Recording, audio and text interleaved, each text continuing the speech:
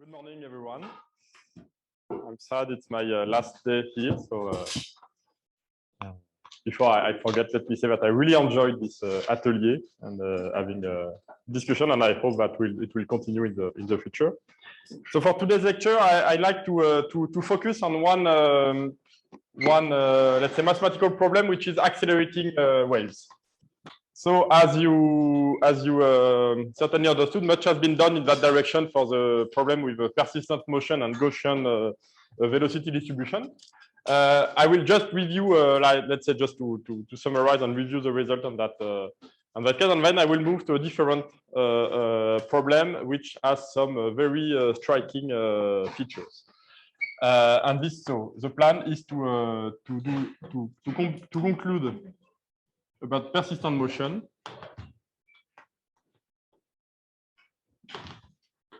and to present something completely different, but which, as you will see, has a very formal similarities, which is a problem of evolutionary biology, which is dispersal evolution, and this will come some puzzles.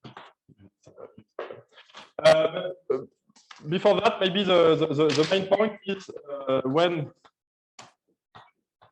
if I would like to state formally what I'm going to do, when you have identified, let's say, the Lagrangian formulation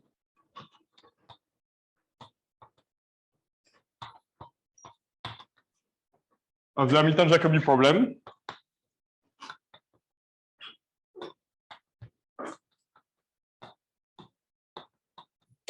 then you can restore growth, and then you can compute the wave, the level set of solutions, and so you can find, let's say, and this can lead to the rate of expansion. It's a method which is actually due to Friedlin, of course, and for the PD version of it is due to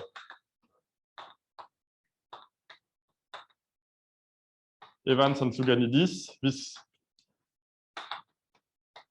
So this is 89 and this is 86. Oh, there are several of them, but you can take a look at the 86 paper. Let me just say that it's not a very precise rate of expansion. You would just, for example, for KPP, you just get the speed. You don't get any correction of it. But for my purpose, it will be enough to go into this wave of acceleration. And one of the main advantage of this procedure is that, okay, for Fisher KPP, of course, it's on this class of problems, it's very well known. You know how to address the problem of traveling wave. You just compute the traveling wave profile, and then you get a speed and profile. And these two things are going together. You have a minimal speed, you have a profile, and in some certain sense, it solves the equation. Okay. But if you are going to address accelerating wave, it's not clear what is the profile, and there is no speed by definition. So what you are to see is in a rate of expansion, which might be, I don't know, polynomial in T or exponential in T, but it does not come directly with a profile. So you have to state it differently. And in some sense, this methodology gives you a rate of expansion up to some extent. And this solves the equation. So this is my point of view for today. But let me recap how it was done originally, and I will follow this methodology, which is in some sense a reformulation from the PD point of view of the work of Friedlin.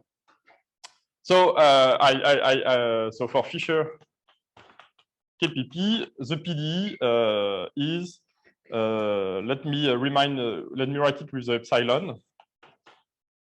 Plus, so it's the log of the density, epsilon square, sorry. Should I put the 1/2? Yes. dxu epsilon square plus 1 minus, and then there is a nonlinearity which is a density rho, which is exponential of minus u over epsilon. So this is the per capita growth rate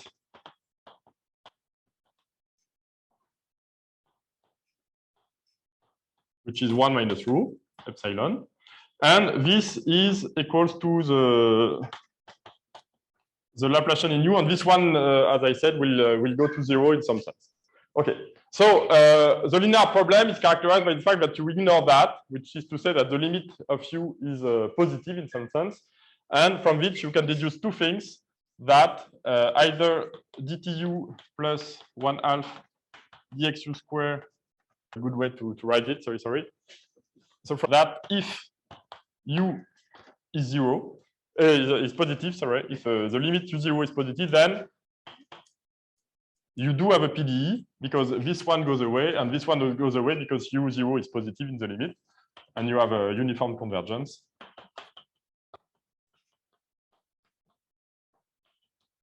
This then is 0. And if u0 is non-positive, in fact, by the maximum principle, because rho is less than 1, it means that u is non-negative, then you get that u0 is indeed 0. Okay, so you have these two statements, and these two statements, when they combine together, they tell you that u0 is non-negative. This quantity, of course, is non-negative because this will go to 0 formally, and this is non-negative as well. So this thing is non-negative or 0. This thing is non-negative or 0, and both they write as a true, let's say, equation, which is close to Hamilton-Jacobi equation.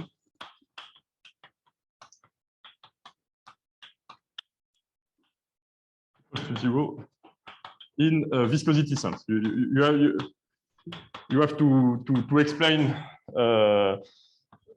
what it is. I just put this for caution that okay, you have to say. So this is a kind of Hamilton-Jacobi equation with constraint, and the point is you can solve it. So we saw how to solve this part with the Lagrangian associated with the Hamiltonian function, and you have characteristics. They are straight lines in this case, pretty easy, and you can compute the thing.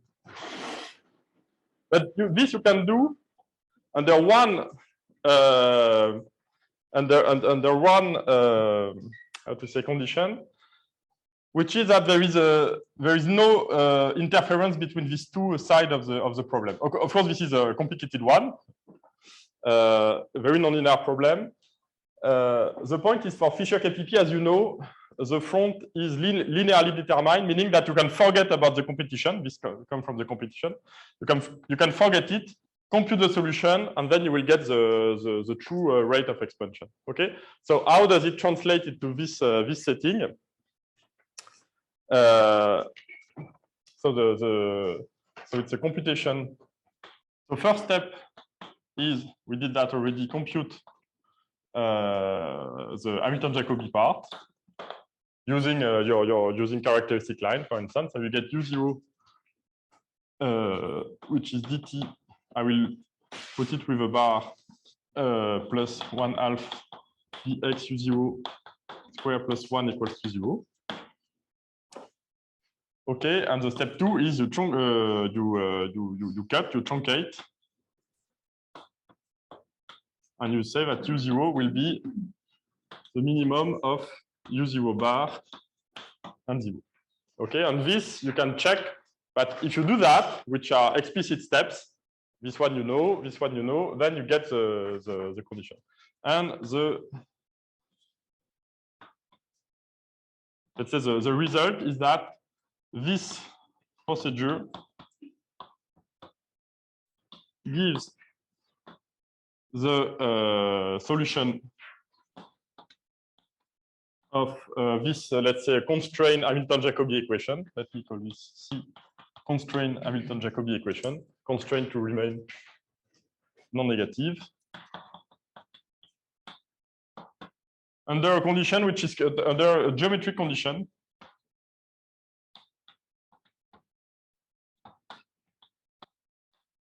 which is called the Friedlin's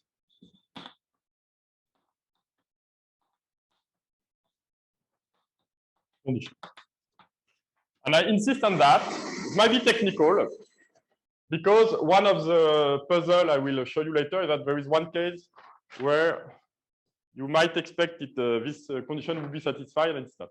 Let me try to explain very loosely in very loose way what it is. But for that, you have to think of what you are doing these two steps. What you are doing is you have, so if you look in in X, you have a front which is going to the, let's say, to the right at speed 2, for instance. So this is your density row. Okay, this is your row of, let's say, epsilon for small epsilon. In the limit, it will be really a step function, which is moving at speed 2. So this is 2t. And your solution U in the limit, what does it look like? Your true solution U, what does it look like? It looks like something which is a parabola that might go to the negative part, but because it's truncated, is actually exactly 0, where rho, the density is close to 1, to saturation. So this is your U0. Okay. And of course, you check immediately that the exponential of minus U0 up to some small uniform error divided by epsilon will give you a step function as this one. Okay, so the very classical picture. And now you want to compute this U0 bar, and this U0 bar is, yes. I think when you truncate U0, it's a max. No, because U0 is positive. Sorry? When you truncate U0, yes, take the max. The max of the two. Yes, yes. Sorry. Excuse me. Okay, so your U0 is actually a true parabola. Maybe I can write the expression for that. Is x squared over 4t minus t. Okay, this is one particular solution for one particular initial data, but that will be interesting for us. So how do you compute such a U0 bar? You use characteristics. So this U0 bar, as we said, you can of t of x, you can solve it with an optimization problem from 0 to t, some Lagrangian over curves with velocity gamma plus your initial data U0 bar of 0 and gamma of 0.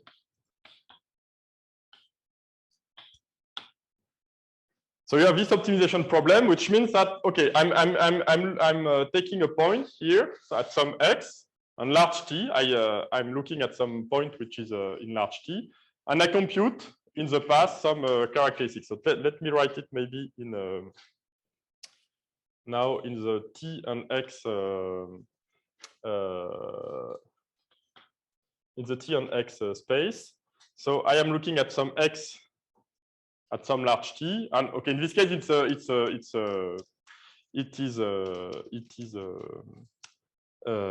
sorry, maybe with x and t might be better. So I have, at some large t, I have some x, and I'm looking forward, backward in time to compute my gamma. And in this case, in fact, it is a straight line. Okay, but this optimization problem can be more complicated, and we will see cases where it's not a straight line. So the point is, when you compute that, you don't see at all the competition there, because you have neglected this one. You are just looking at what remains from the linear problem, and it might happen that at previous time, if you track back this point, it might happen that at some time before, let me write the same thing, but now you are looking backward in time. So your front is before, okay? And it might happen that your point is, so this is gamma of t, which is x, your point of reference. It might happen that gamma of s falls behind the front. Okay, the front move at speed t. It means in some sense that if gamma has a speed which is higher than 2, backward in time, it might happen that it falls behind the front. Okay, so it means that you are doing a computation about curves that carry some information without knowing anything about the competition because you have neglected that, but with some pieces of the curve that are in some space where there is no growth anymore, because of course when a row has density 1, growth is 0, and when growth is 0, this function is not the same, because of course when growth is 0, there is no growth term here, and in fact in this case you are in the other side of the problem.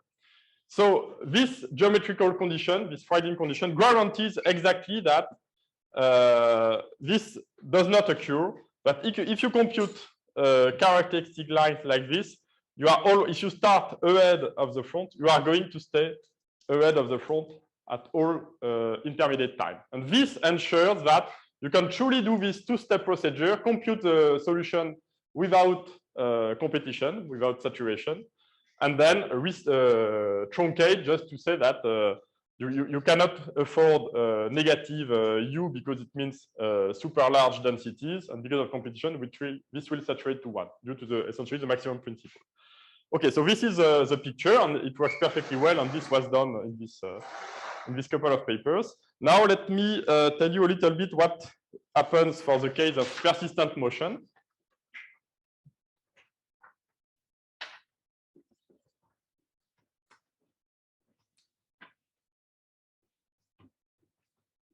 So in this case, there is not much surprise on the result. So and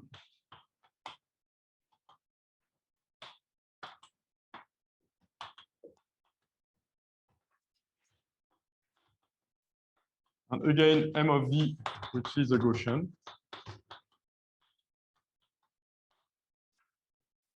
So in this case, you do have the first lemma that I mentioned. You do have the maximum principle.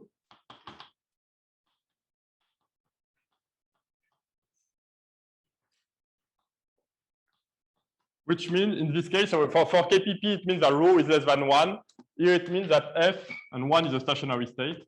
Here it means that F is less than M of V for all t, provided that it's true at time 0.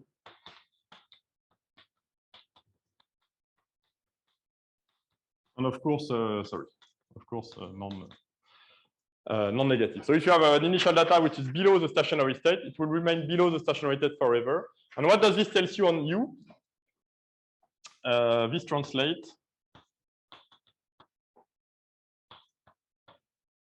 to the fact that U is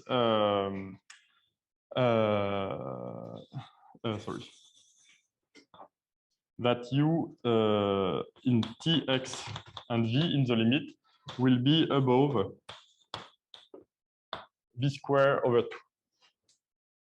Okay, because you have taken, you might worry about the prefactor. Yeah, but you are in the limit where there is an epsilon there, so the prefactor is you don't sit in the limit.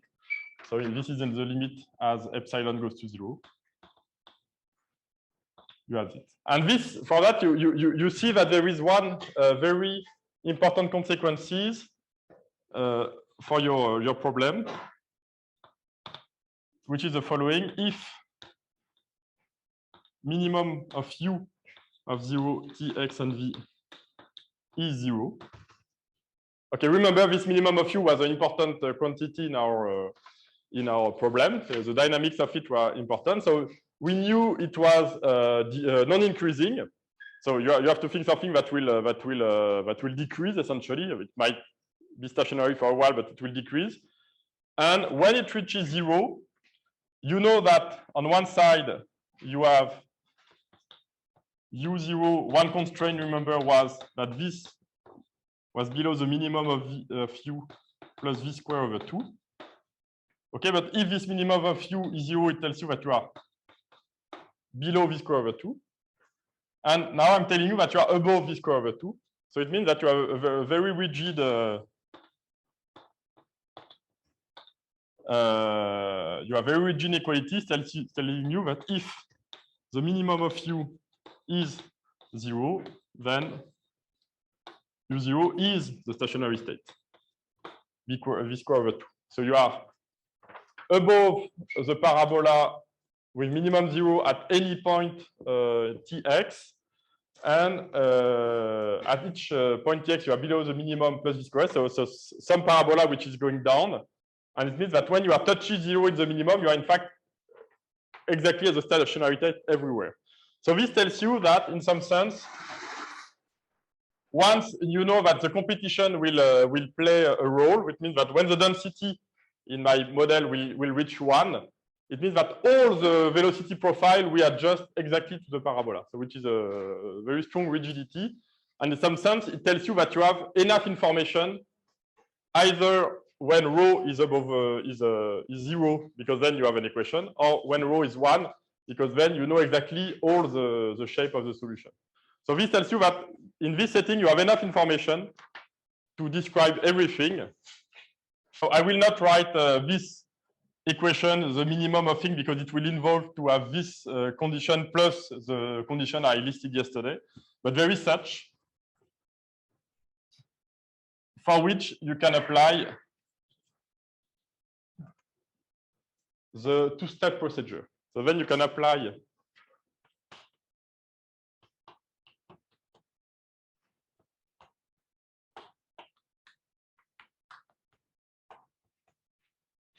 procedure. You compute u0 bar of txv without constraint.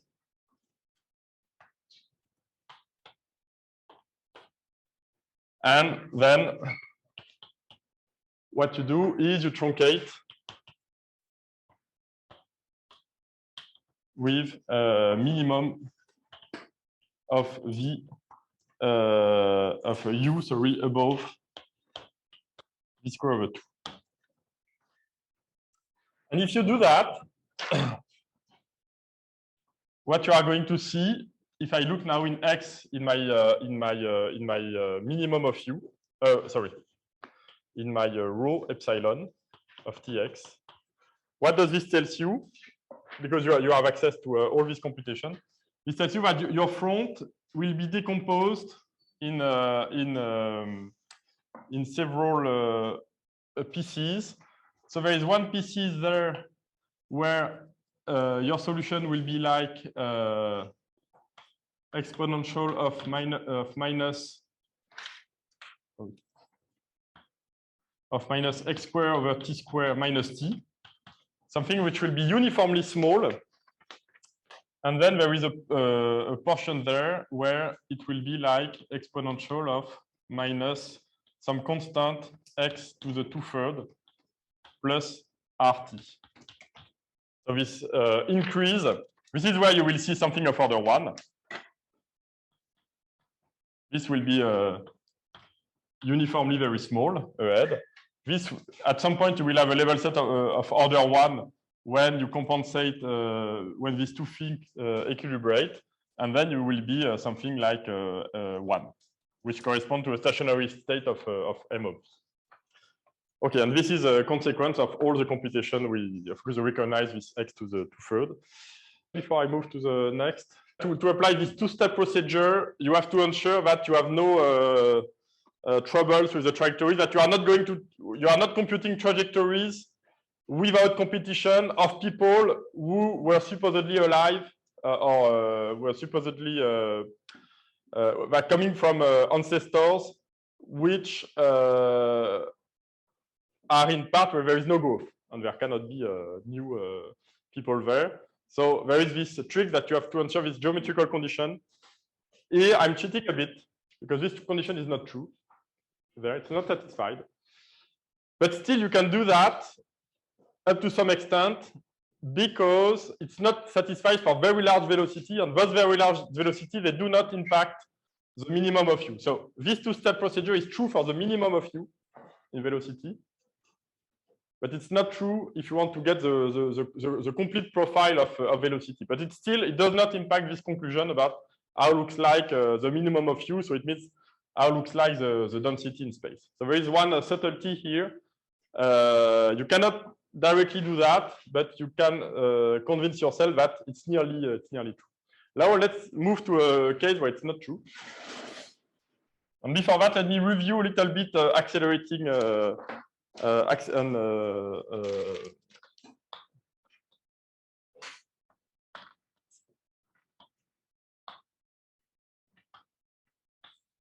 accelerating front. I might not cite all the literature because there is a lot, and I apologize for that. But let me quote a few works. There have been several works, very interesting ones, on the fractional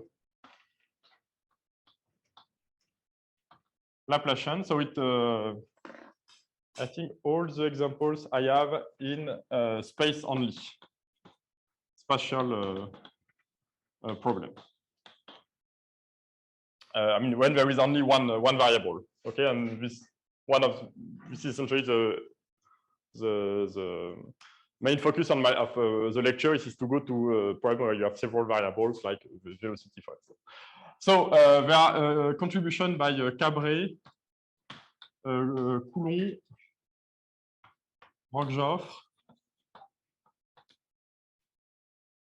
and Cabret and Rockjoff alone, and then with Coulomb, and this gives you a rate of acceleration.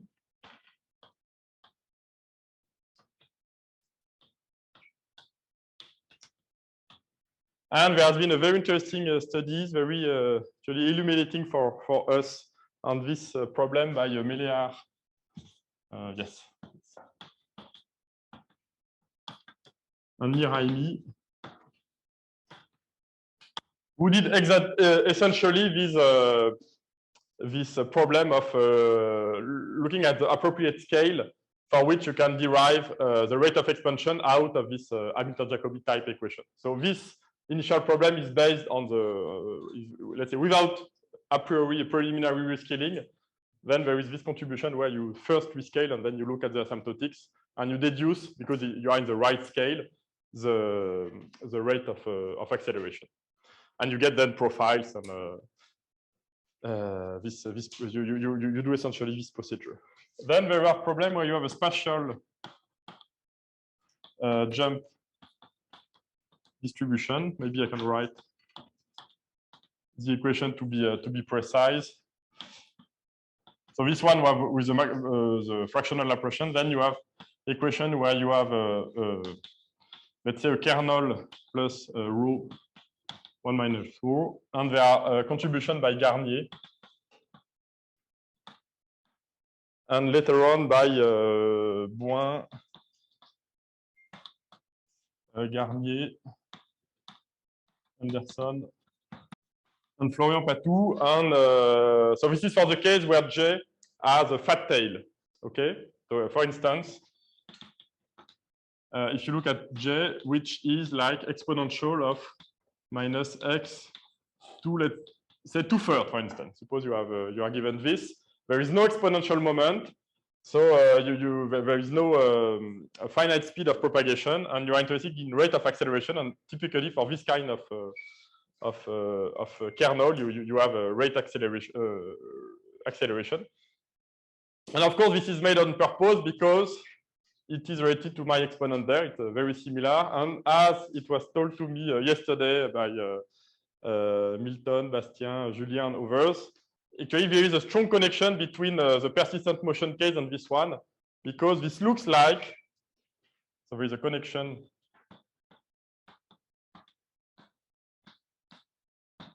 with the case of persistent motion when computing the law of t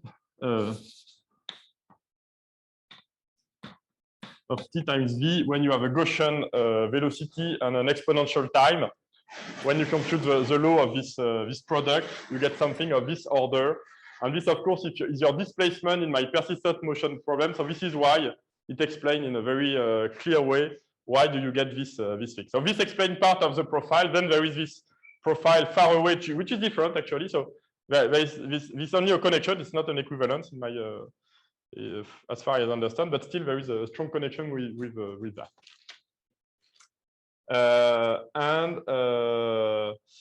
Okay, and there are certainly many more references, but as I'm not totally aware of some of them, I apologize for not giving. Or maybe yes, because this was done also by sorry, this I should.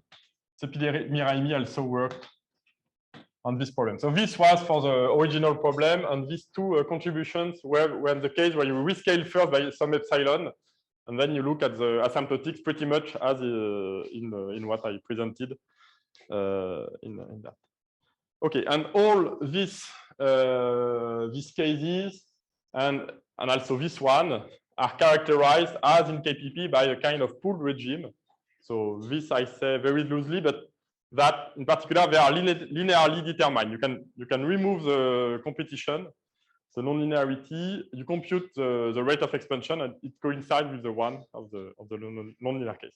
Now let me present one example where that is not the case. That came from a completely different modeling problem, which is what is called dispersal evolution.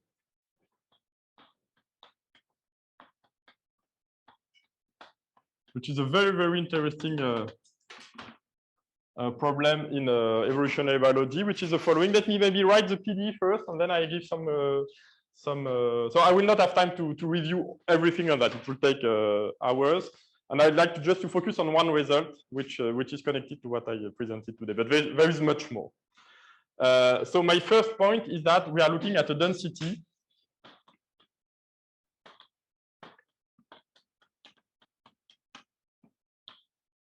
I was about to write V, but now I write it theta. V used to be the velocity. Theta is the diffusion coefficient. So I'm going a next, let's say, a next order in the PDE, where theta is a diffusion coefficient.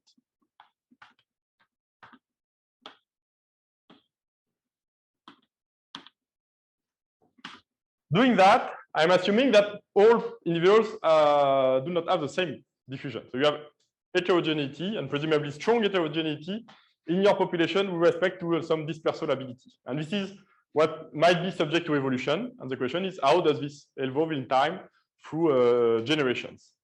Okay, and we will consider only this process of selection. Okay, usually in selection, for example, in Jason's talk, you have, or in Sylvie's talk, you have a trait which impacts growth, the number of offspring. The mean number of offspring will be the same for everyone. Only this coefficient might be different. Okay, and the question is, how does this impact the distribution of individuals? Okay, and those people who are interested in what the problem I'm going to review are interested in that because, as you will see, there will be some selection, although it might not be a very strong, let's say, advantage. And so in some sense, you have and it will be a selection through sorting in space. And it's some occurrence where you have a selection acting on individuals by sorting them in some sense. You will have more individuals with, in my case, large diffusion coefficient without any impact on the number of offspring. So it's a different kind of selection than the one where you look at generations and number of offspring. Okay, so let me write the equation is df over dt. Minus, okay, it's a diffusion coefficient, so by definition, it must be the heat equation. And this is replaced by a transport equation df over dt plus v df over dx. Then I will have change of diffusion. So change of diffusion for me will be mutations. Across generation, you might have offspring, same number for everyone, let's say average, but with possibly different diffusion coefficients. So this will be some f plus, let's say, some small, and I will look at symmetrical deviations around the parental trait. So it will be a diffusion, but it's a diffusion coefficient. Okay, and this accounts for mutations at birth.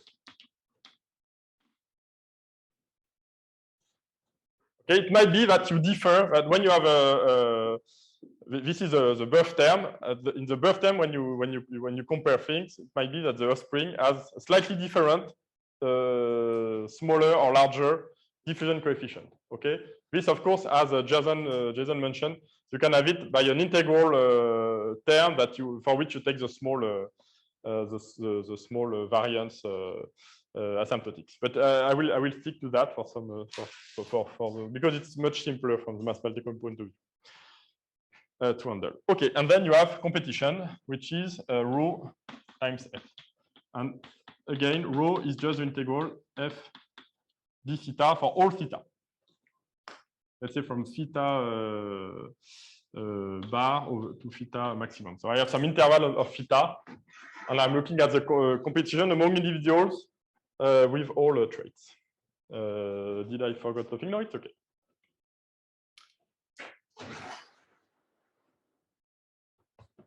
So it's a kind of generalized Fisher KPP equation. But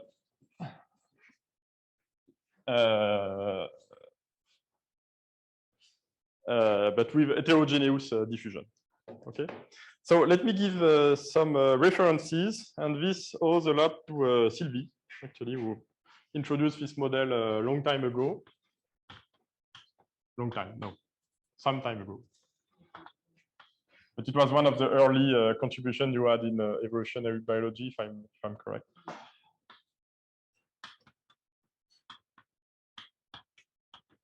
So with Regis. No, only you on. Oh, sorry. I apologize. And from the stochastic processes point of view, and there are also some work by Arnold Laurent Devillette, who was motivated by a kinetic equation, and Céline Prévost. This one is okay, but I think there's some unpublished papers. The published one, Ferrière de. Ah, okay. So let me restore Ferrière's contribution to that. Thanks for the clarification. And then there is several work, in particular one work for which I was involved in with physicists. So Benichou, Meunier, who is not a physicist, but was involved, and Voiturier. And this is how I came to this problem. And I was motivated by the kinetic side, because as you see, okay, if you just say that instead of being a second order, it's a first order operator, there are much similarities with my previous problem.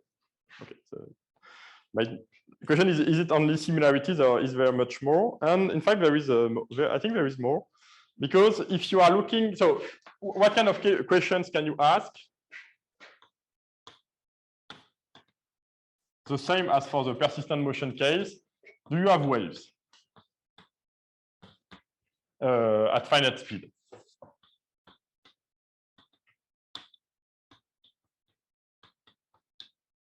Okay, and the question is, the answer is yes, you do, but as you might expect, for this, you need theta to be essentially bounded. If theta is arbitrarily large in your space of parameter, for example, if this theta, if this bound is plus infinity, then you expect that at least some of the individuals will essentially experience Fisher KPP with a super large diffusion, so they will move super fast. Okay, and there is essentially no way to refrain them, because this is purely a local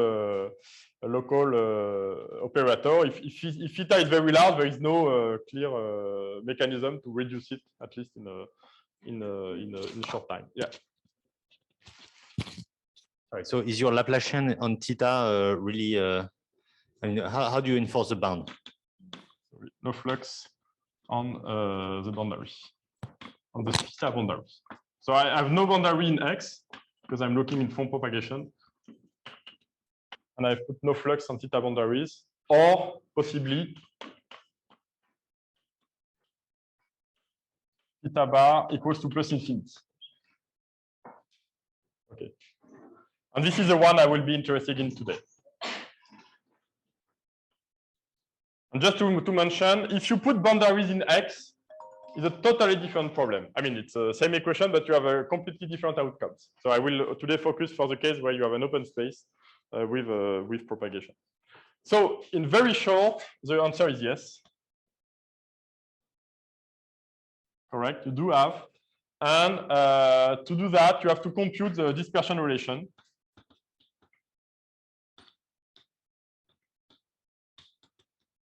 Pretty much as in the case of persistent motion. So are you looking for something which will be a particular solution of the problem without competition? But we'll have separated variables. And if you compute that, you see that you have to say that lambda c is, if you plug this into your problem, you have lambda c equals to theta lambda square. So this is a lambda c f of theta. Sorry. Theta lambda square f of theta. And plus 1 plus f, this is a growth term, and plus alpha f second of theta. So you have a spectral problem to solve. So this spectral problem actually we saw it or something similar yesterday in Jason's talk, because it has every functions as a solution because of this theta, which was fitness in Jason's talk, and which is again some sort of fitness here. But let me point out, and this is all the story of dispersion. I mean, the story of dispersal evolution can be resumed to be summarized in that. It's fitness, but it's fitness only if there is a non-zero lambda here, which means that there is fitness only if there is a wave. Okay. And this is where it's such an interesting problem. You are looking at what is going on at the edge of a traveling wave. Right, looking at some rho of x which is moving, and you are looking there, and in there you see that there is indeed some effect due to the fact that you have a lot of fluxes ahead. And what this equation tells you, that because you are in a traveling wave, there is a non-zero lambda. So there is a kind of fitness, some sense, which is not a true fitness because, as I said, there is no impact on the offspring, but on the reproductive success. But in fact, it's due to a kind of spatial sorting, saying that the in vivo which has a better dispersal ability will just arrive first, in some sense. So those there you have predominance of a large theta, and if you look into that. And if you look, so this is in X. And now if you look in theta,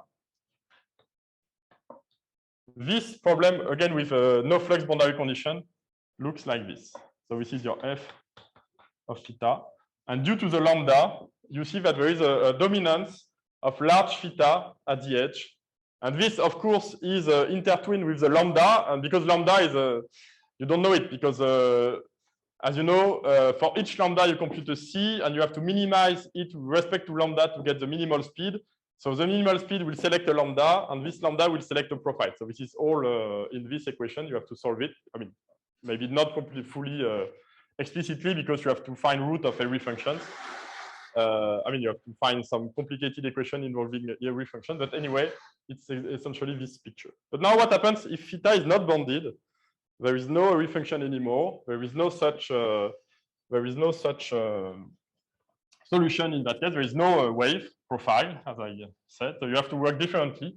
And this is where it's tempting. This is what we try to do to compute the rate of expansion. So sorry, I said yes with some asterisks, and this asterisk is only if theta, let's say, is in some theta bar with theta bar bounded. So only if you have a bounded velocity, bounded diffusions. Okay. Sorry, I was not precise, but it's rather intuitive. So and there are references for that. So we had some preliminary analysis with Boin and many other in 2012, including Sepide, Miraimi, Raphaël Voiturier, I quoted his name, Gaël Raoul, and Benoît Pertam and Nicolas Meunier. Okay, we gathered because we were working on different topics, and we gathered together and we wrote kind of heuristics argument for that. And then there was a work essentially by, so I did something with Émeric Bouin, and there was a very nice work by Olga Turanova, where she essentially resolved this issue of a wave propagation at a finite speed. And one big issue is that you don't have the maximum principle, I forgot to say, in this problem, which is very delicate. Because of this term here, there is no maximum principle, so you are really in trouble in doing math, but you can do something. Okay, but now my main question to finish is, what if theta bar is plus infinity, so you may allow a very large theta? And in this case, the way I see it is a kind of transient behavior. So to give names, this has been sometimes named the Kane-Todd equation, because there is such an so there will be acceleration, of course, you guessed. There is such acceleration occurring in Australia in invasive species, which has been there for almost a century, with so many generations and so many so large open space, because it's 2,000 kilometers of invasion nowadays. Dating back to the 1930s, like the Fisher-KPP equation, it's quite a notice. So there have been acceleration, a significant one, and the biologists really think it's something like that. So simple, maybe not as simple as this one, but let's say compatible with this kind of spatial sorting, where you have predominance of the fastest or the more dispersive one. And because there are constant renewal of population by new generations, this is maintained over and over. And those individuals at the edge of the front are really super dispersive. They are not even diffusive. It's even, they are really strongly persistent. It would be better to do a persistent problem, actually, a model. But okay, so there is, in this case, there is acceleration.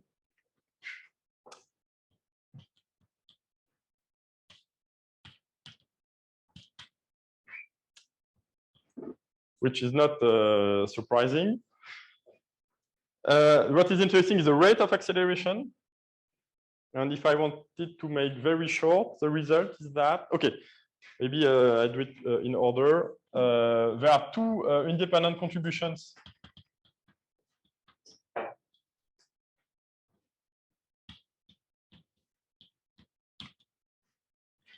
One by Berestiki, Nathanael, Clément Mouot,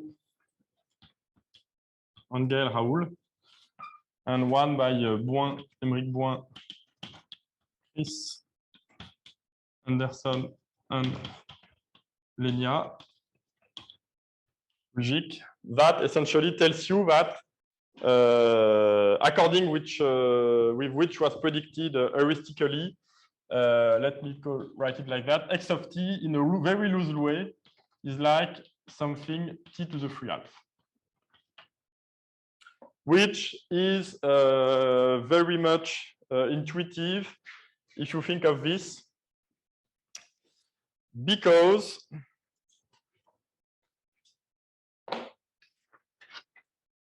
okay, if you look at that, this is Fisher, and you forget about the non-linear term, this is Fisher-KPP equation in theta.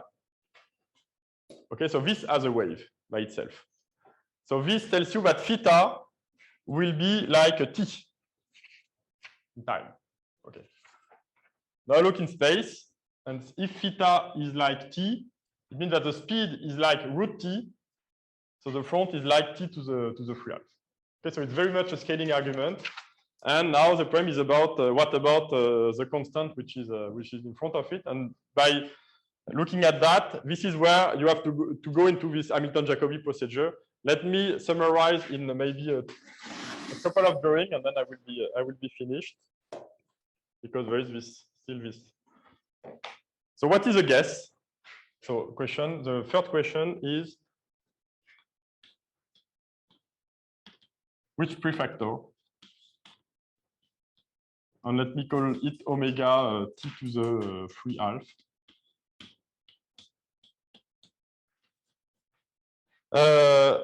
So it's like the 2 in the Fisher KPP problem. Okay, which is what we are looking for. So the linear problem, so the guess from the linear problem is 4/3 of the 3 half, t to the 3 half. So this is what you get if you just ignore competition. This minus rho f, you just ignore it, and if you do that, and if you compute everything, you get this 4/3 prefactor. And how does it come from? It comes from, okay, I'm looking at those characteristic curves. I will draw them now in x and theta. I will look in the phase space, x and theta, and I'm looking at those curves. So I didn't write the Hamiltonian, but in this case, it's rather easy. In this case, the Hamiltonian of gamma dot is 1/4 of gamma x dot of square. This is a Brownian motion in x. So you take this is a 2 component because you are in the phase space. So you have 2 components. This is Brownian motion in space plus Brownian motion in diffusion. And I have a factor alpha here. And then I have the growth term +1, and that's it. And of course, no, that's not all of it. Of course, there is the most important term is this one there. It's an inhomogeneous Hamiltonian because one of the variables acts on the diffusion. Okay, so it's called very name. It's a hypoelliptic one. It's very much related to. It has a name in hypoellipticity theory, but I can't remember. Anyway, it is a very much studied in hypo. This is one of the simplest hypocoercivity problem in elliptic equation. This theta Laplacian plus Laplacian y. So it's related to y Laplacian x plus Laplacian y, and this is one. Okay, it's something which is well documented in a hypoelliptic problem. So what are the curves? The minimizing curve of this Hamiltonian. Of course, I should not look at theta, but theta over t and x, t to the 3 half. There is some kind of scaling. So this problem is a scaling invariant. So there is a self-similarity in that. So it's natural to look into this self-similar problem. And now if I take a point which is there, okay, and I compute my trajectory, okay, so I'm looking at a self-similar variable. If I would be with KPP, x over t would be the natural scale. And this point, the curve will be essentially a point, because in this case, for KPP, because it's a homogeneous Hamiltonian, the straight line are optimizers. Straight line are optimizer, and I'm looking in something which is on the speed. So the speed is constant, and for FKPP, this curve is a point.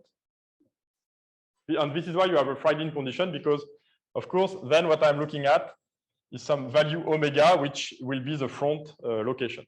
But in this case, because of this specific form, okay, it looks like this. So depending on when you are.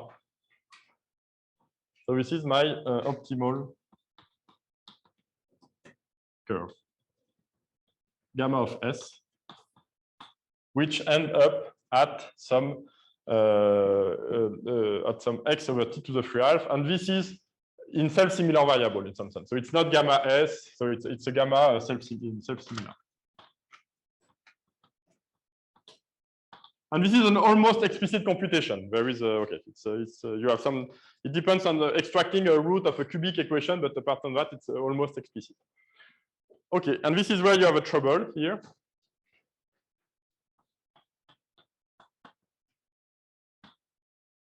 Because this Friedin condition is not satisfied, because you are computing the fate of individuals which were not born in the past, because this curve ends up in a region where there is no growth here.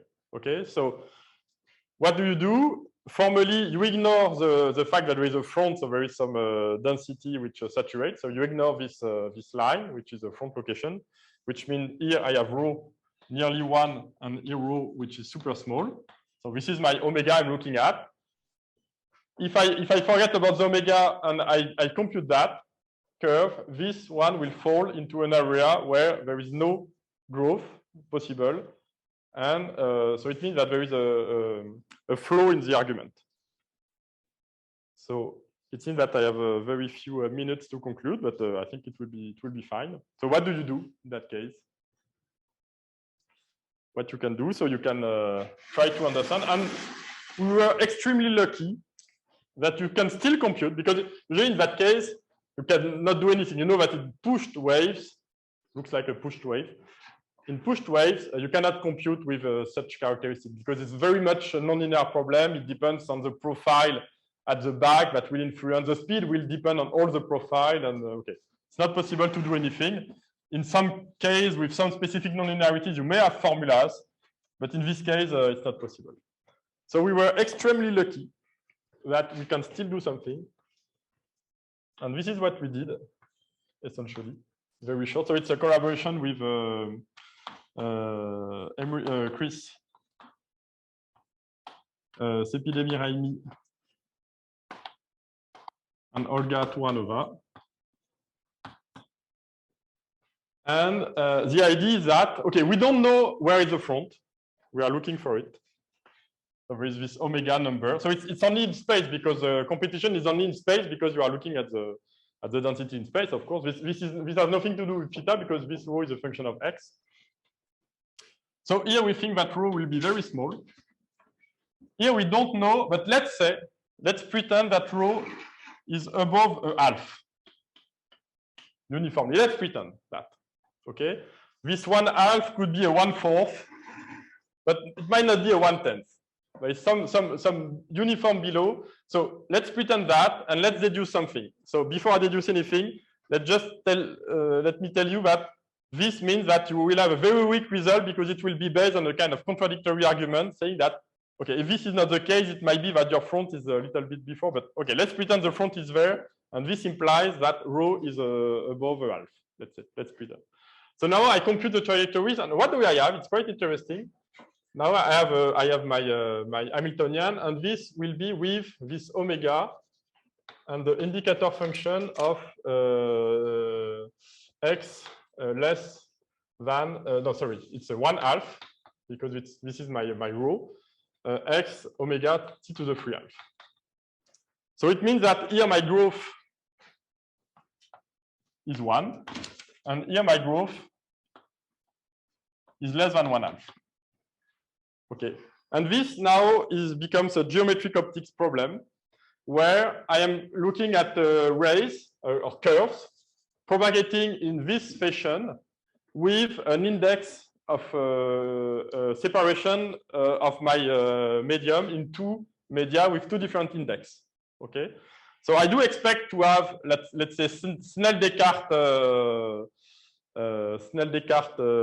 like for refractory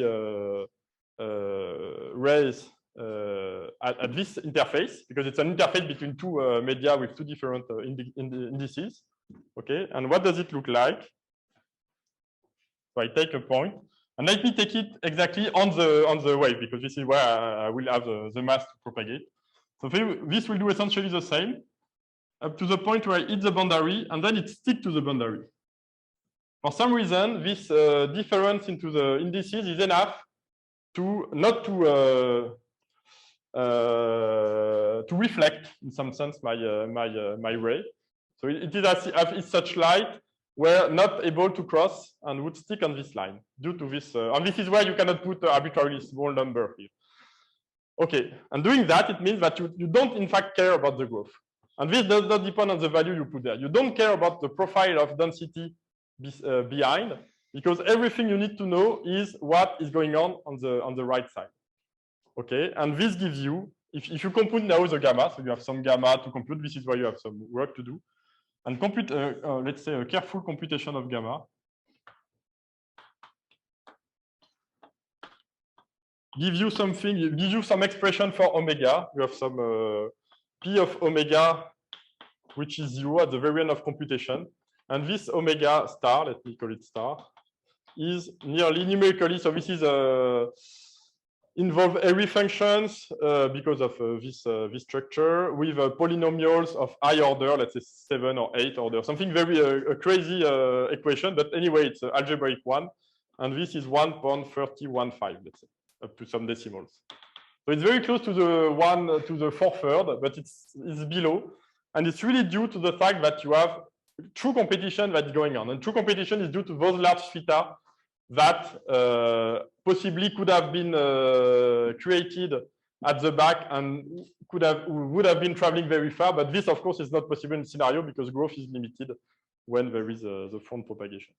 Okay, so I'm sorry I was a little bit fast at the end, but I think it was, let's say, to make it consistent with my own purpose to tell you about waves in structured population models. Thank you very much for your time. Are there any questions from the participants in the room? This makes me wonder if you can say anything when you add cooperation. So if you add bistable stuff instead of the. So by cooperation, you mean at low density there is some reduced growth? I'm afraid not. This is truly a KPP type result where you first remove the growth. I mean, you first remove the competition, you compute. Then you realize that there is a flow, so you have to restore it. But then you realize that, in fact, it does not matter. But still, the fact that there is competition matters because it creates this barrier that does matter, but the exact shape of competition does matter. But I think it must be of kind of KPP type because in this cooperation problem where you have a negative per capita growth rate at low density, it means that on all this area you would be wrong by doing a linear approximation.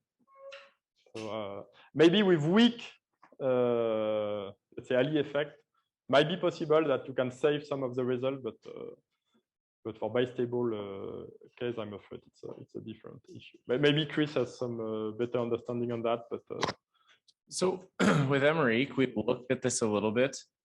For the local thing, you can recover like the T to the 3 halves population. Of course, the local thing doesn't make any biological sense. And then we ran some numerics, and you see that it should propagate like T to the 3 halves. But we were never able to prove anything. Thank you. Other questions?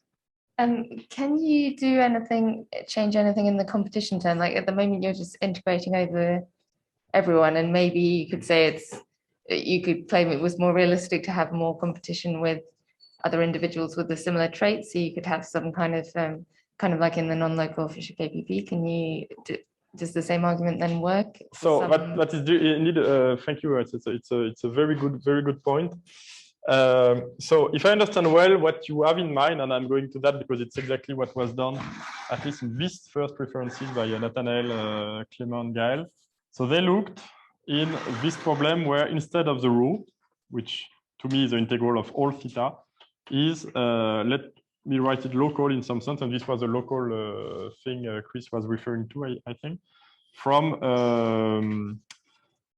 theta, let's say, -1 to theta +1. So you have the range of theta people you are indeed interacting with. So f of t x prime. Oh, I mean, you could be even more general and have some competition kernel that, right? That you mean even in space? Constant. Yeah. Well, of course, you can put a kernel here. Yeah, I'm just exactly. doing the simplest possible thing, but yeah, of course, could be some kernel. So in fact, this changed a lot. And in fact, if you do that, they prove that in that case, you do have the linear expansion rate. And okay, I don't claim I have a good understanding for that, but the point is that at least in this picture, if you look at that, it means that the rho also depends on theta. So in fact, this barrier is not so strong as being either you are on one side of X or on the other side. It might be that you are on one side of X, but with such large theta, but you don't clearly interact with those people there. And in this case, the result is that you do get 4/3 of T to the 3 half. And there is no threshold. It's just because then you are looking at such large theta, so that any threshold you put there will be just shrink to 0. You can see that in the limit, when t is getting large, so this becomes essentially a point. It's reduced to a point. In fact, you are really interacting with only those people which are close to you. And in that case, it becomes a pure local problem. There is no non-local term anymore. And in that case, okay, if I try to rephrase it, and this was also part of the result, if you take this equation, but instead of rho minus f, you put f square, so pure local competition, then in this case, it's essentially as Fisher KPP. Okay, but the puzzling thing is when you have a competition with all conspecifics at the same position, which I think is quite relevant actually.